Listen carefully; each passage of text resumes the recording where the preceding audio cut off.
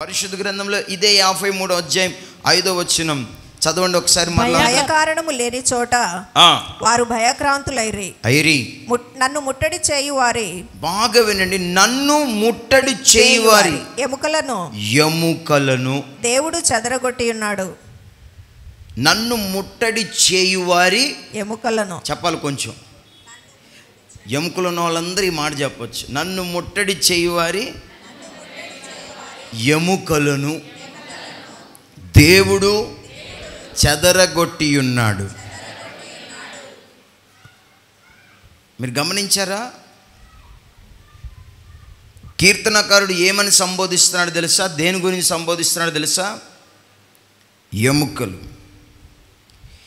ఎముకకి బైబిల్లో ఒక ప్రత్యేకమైన స్థానం ఉంది. ఎముకకి బైబిల్లో ఒక ప్రత్యేకమైన స్థానం ఉంది. ఎముక అని ఈయన సంబోధించాడనంటే దానికి ఒక అద్భుతమైన సత్యాలు, మంచి పరమార్థాలు మనం బైబిల్లోంచి నేర్చుకోవచ్చు. బైబిల్లో ఎముక ఎలాంటిదో తెలుసా? ఒక ఎమోషన్. బైబిల్ ఉన్న ప్రకారంగా చదివితే ఎముక ఏంటో తెలుసా? ఒక ఎమోషన్.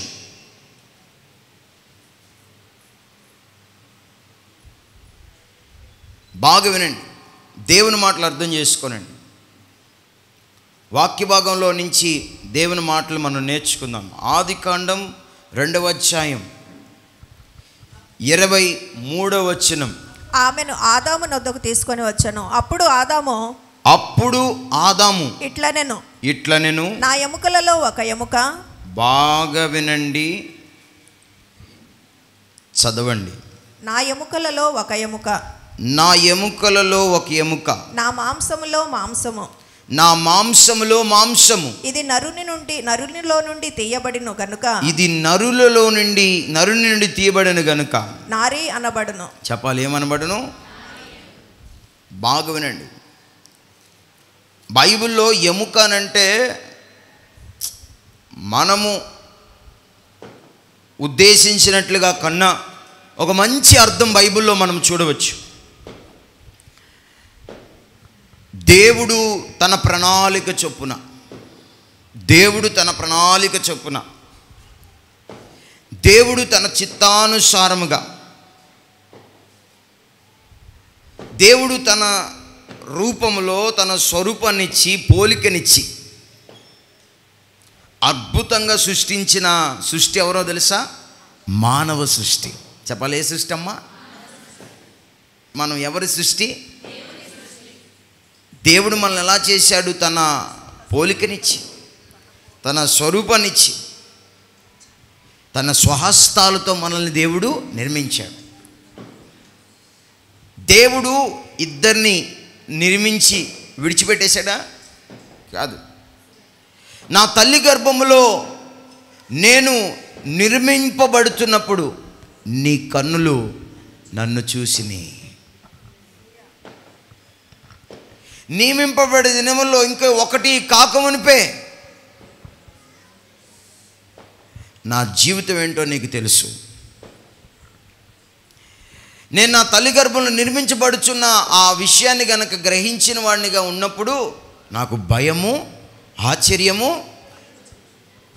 ఎలా ఇది సంభవించింది? ఇంతలాంటి గర్భములో ఇంత మనిషిని తీసుకొచ్చాడు, ఎలా? అదొక ఆశ్చర్యం అనిపించింది. దేవుడు మొట్టమొదటిగా మానవుల్ని చేశాడు. మానవుల్ని దేవుడు చేసిన తర్వాత అన్నిటినీ దేవుడు దగ్గరుండి ఒక్కొక్క రెండేసి పంపిస్తున్నాడు. ఇంకా ఆదాము నోరు తెరిచి, ప్రభువా ఇవన్నీ రెండు ఉన్నాయి, నేను మాత్రం ఒక్కడనే ఉన్నాను అని అనలా. అనకముందే దేవుడు ఒక మాట అన్నాడు తెలుసా? నరుడు ఒంటరిగా నుండుట మంచిది కాదు. ఈ మాట పలికింది ఎవరుండి? చెప్పాలి, ఎవరు? దేవుడు. ఏమాత్రం కూడా సంకోచితం లేదు. నరుడు ఒంటరిగా నుంటే మంచిది కాదు, వానికి సాటి అనే సహాయం వాని కొరకు చేయదని అనుకోను. దేవుడు చేశాడు. దేవుడు చేసినప్పుడు ఆదాముకి తెలియదండి. తెలుసా? ఆదాము ఎక్కడున్నాడు? వాక్యం మాట్లాడుతున్నా నేను, మాట్లాడవచ్చు మీరు కూడా. ఆదాము ఎక్కడున్నాడు? వాళ్ళ ఇంట్లో ఉన్నాడని కాదు, ఎక్కడున్నాడు? గాఢ నిద్రలో ఉన్నాడు. హవ్వని ఆదాము కోసం దేవుడు చేసేటప్పుడు ఆదాము చూస్తున్నాడా? ఆదాము చూసుకోవాల్సిన పని వచ్చిందా?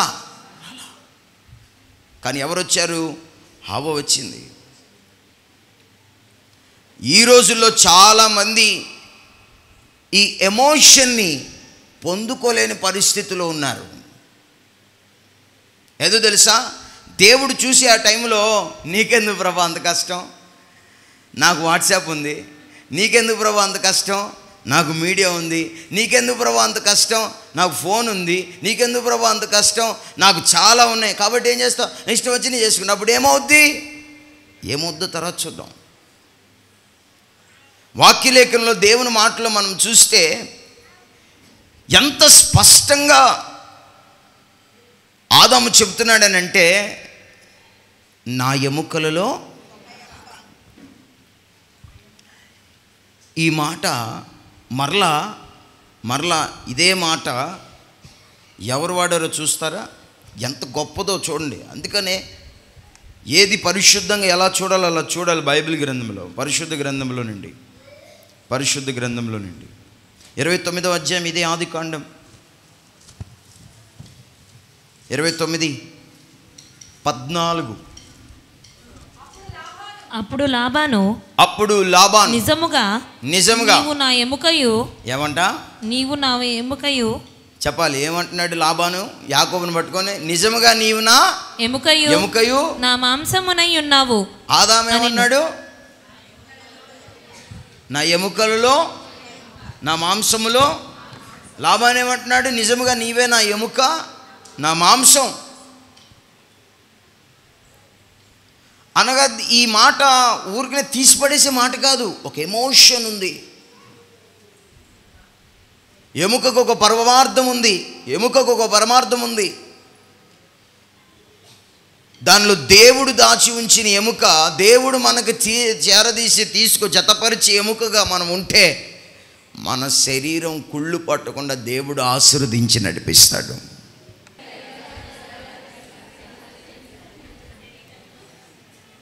బైబిల్లో ఉన్న సూత్రం ప్రకారంగా చూస్తే, దేవుడు ఆదాములో నుంచి ఒక ప్రక్కటెముక తీసినప్పుడు, స్త్రీనిగా నిర్మించినప్పుడు ఆదాము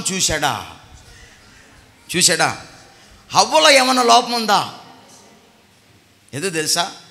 God selection is the best selection. దేవుని ఎంపిక, ఏర్పాటు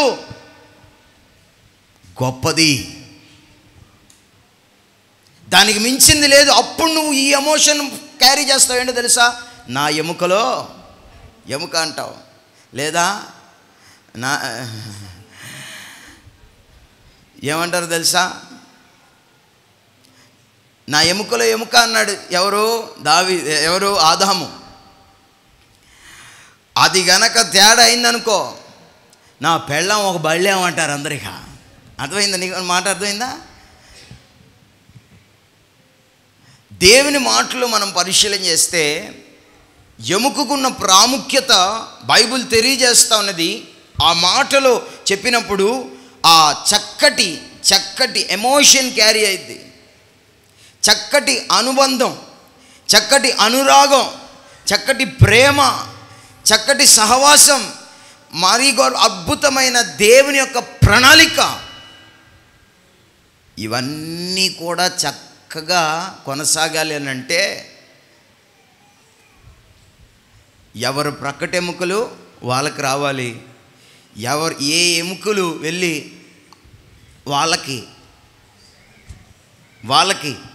సాటి అయిన సహాయంగా మారాలి. కానీ ఈ రోజుల్లో ఎమోషన్ ఎవరు క్యారీ చేయట్లా లేదు. అసలు పెళ్ళిలో ప్రమాణాలు చేపించే మేమే, ఇది మొదలుకొని కలిమి ఎందును లేమి అందు వేరు. వ్యాధి ఎందును, ఆరోగ్యం ఎందు ప్రేమించి పెంచి పోషించి నా భర్తగా చూసుకుందునని అని భార్య ప్రమాణం చేస్తుంది. నా భర్త ప్రమాణంలోనే భర్తలు ఉంటున్నాయి. సర్టిఫికేట్లు అప్పుడు దాకా డాటర్ ఆఫ్ అన్న ఆమె ఏమైపోద్ది, ఇప్పుడు వైఫ్ ఆఫ్ అయిపోద్ది కదా. ఈ సర్టిఫికేట్లో మాత్రం ఆ పేరు ఉంటుంది, మిస్టర్ అండ్ మిస్సెస్ అని ఉంటుంది. మరి పలుకులో ఎలా ఉంటుంది తెలుసా? ఒక్కపడి పలుకులాగా అయిపోతుంది చాలామందికి. పూ అనుసత్తం చూసారా పలుకు, అలా అయిపోతుంది ఒక్కొక్కటి పలుకు. There is no emotion. ఆ అనుబంధం ఏమైపోయింది, ఆ అనురాగం ఏమైపోయింది? అది చాలా ప్రాముఖ్యమైంది. అది పిచ్చమాట అయితే లాబాను కూడా చెప్పేవాడు కాదు. దావీదు కాలంలో కూడా ఆ మాట పలికారు. దావీదుతో వారి సంబంధాన్ని తెలుసుకున్నప్పుడు ఒక్కొక్క సంబంధంలో ఒక్కొక్క మాట ఉంది. కానీ ఈ మాట మాత్రం వ్యర్థమైన మాట కాదు. తప్పేమీ లేదు, అందులో తప్పేమీ లేదు. ఈడు జోడు అని మనం అంటాం. ప్రక్కటెముక సాటి అయిన సహాయం అని ఎవరన్నారు? ఎవరన్నారు? దేవుడు అన్నాడు. తీసుకొచ్చినప్పుడు ఆ సంతోషాన్ని ఆదాం వ్యక్తపరచగలిగాడు. కాబట్టి మొదటి మాట మనకేం నేర్పిస్తుందనంటే, మన జీవితంలో మనం జీవించున్న కాలంలో ప్రతి ఒక్కరు కూడా దీనిని చూచినప్పుడల్లా చాలా గొప్ప విషయాన్ని, బైబిల్లోని సత్యాన్ని మనం గుర్తించగలగాలి.